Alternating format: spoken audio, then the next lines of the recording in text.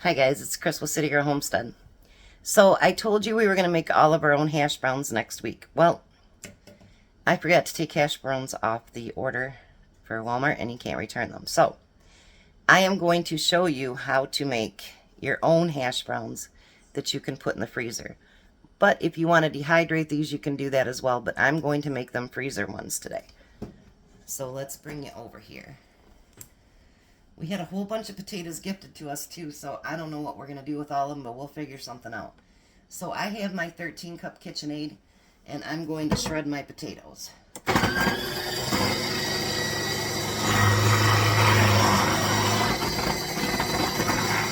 ones are so small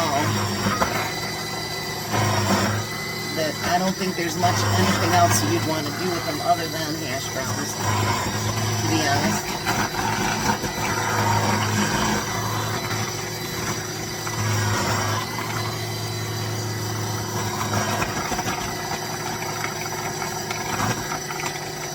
You want to make sure, because I'm not taking the skin off of mine, because I'm not taking the skin off, you want to make sure you wash them really, really well. In my pan on the stove, I have water that's starting to boil, and then I have a strainer in my sink. So I will be right back as soon as I finish the rest of these and show you what the next step is. Now you notice when they first get done, they're going to be dirtier. Well, they look dirtier because I didn't take the peelings off. But let me bring this closer to you. See how that on your pan there, it's kind of gross looking. So basically that's all of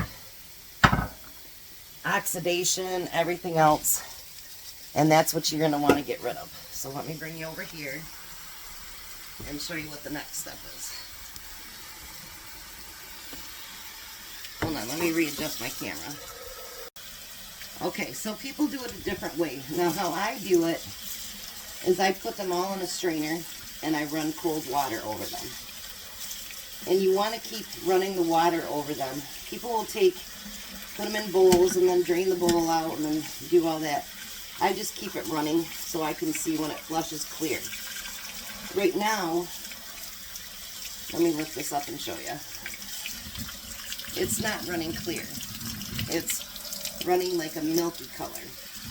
So what you want to do is you want to keep cleaning these potatoes and getting rid of all the starch and all the extra oxidation and whatever they call it until it runs absolutely clear. Because otherwise, you know, whether you're canning them, you're dehydrating, you're freezing them, they're going to get an ugly color. And you don't want your food to look ugly. So I'm going to rinse all these clean and then I'll be right back. Alright, so now my potatoes have all run clear. So now we have to parboil them. So I'm going to put them in this boiling water.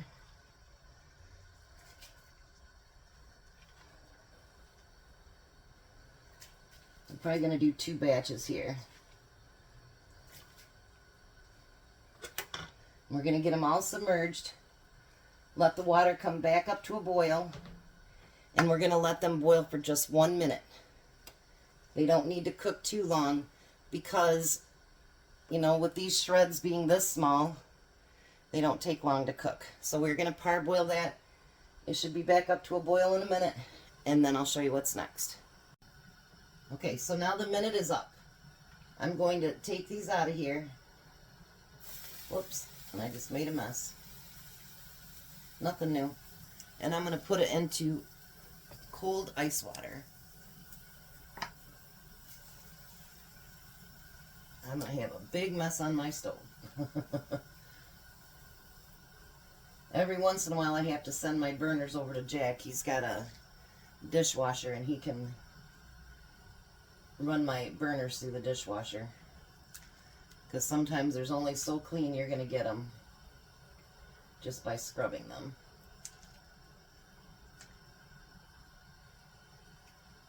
We want to leave the heat on high because we're going to put that next batch in there.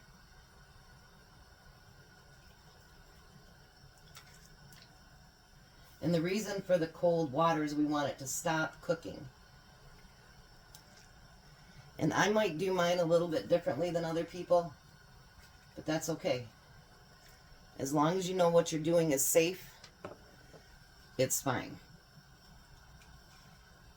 And make sure that you know your potatoes are nice and clean and safe to use.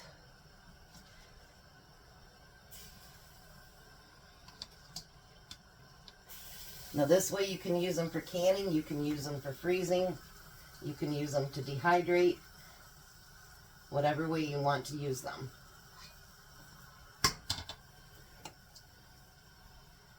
Alright, so same thing goes there. We're going to get that to that minute. Let me move my camera around and I'm going to show you what I'm going to do with the ones that are in the ice water already. Okay, so what I do now is I take that that's just been in ice water and I make sure that everything is cold, because you don't want them to keep cooking. Because you think that they won't keep cooking in the freezer, you'd be wrong. And they'll turn a gross brown black color. And I mean, if you want your potatoes to look like that, that's fine. I like mine to stay white except for where you see the skins,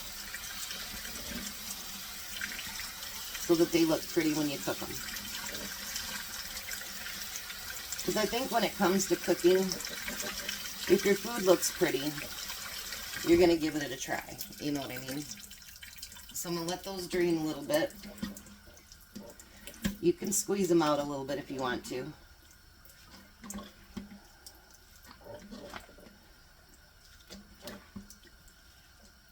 And I won't bore you with the next one, so I'll just show you on this one what I do.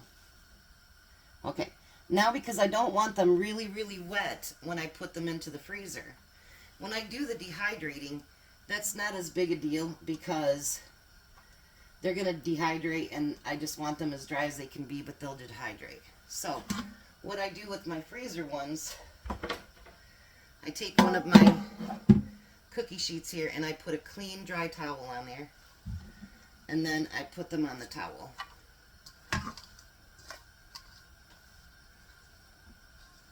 That's one reason I wanted to make it into 2 batches, because there's only so much you can put on each thing here. And then I spread them out, and I'm going to let them dry for a few minutes before I put them in the bags. Alright, I'll be back. Alright, so let's go to the final step. I know sometimes I don't have the right wording, and I know that one lady that is not on my channel anymore,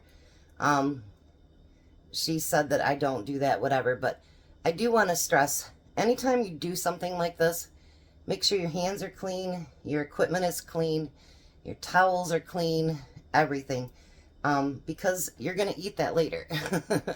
So I just wanted to say that, and I'm sure we all do that. It's just sometimes people, they complain or whatever, but I just wanted to stress, I may not know the proper wording for everything, I just know how to make it clean and safe. So this is going to be the last step we do here. I took another clean towel. I go through a lot of hand towels, you can ask Tom. I have a whole stack of them.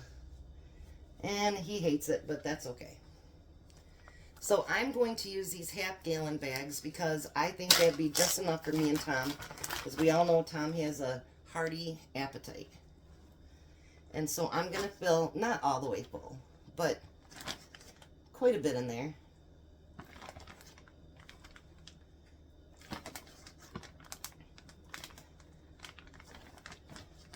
Let's say about like that. Not quite half gallon, but not quite, you know, a little bit too much for a quart. And then I'm going to squeeze all the air out of it. You could also do these in your bags that you can suck all your air out. That's fine too. But if I know I have something like this in my freezer, I will use them up quicker. And I don't need to waste the money on all the bags for that stuff because it's not cheap. So now I'll put on here hash browns.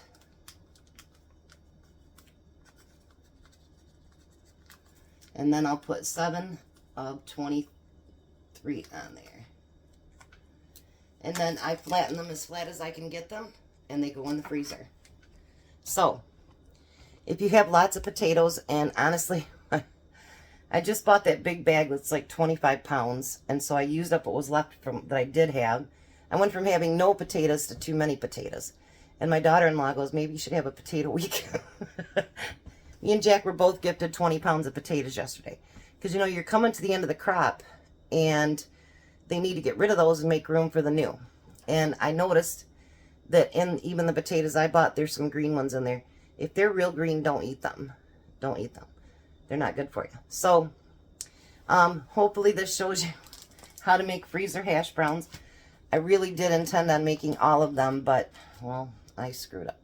So, I hope you enjoyed this, and I hope you learned something, and if there's something that you think I should have done, let me know in the bottom. You guys have a wonderful and blessed day. Be a blessing, and I'll see you at dinner.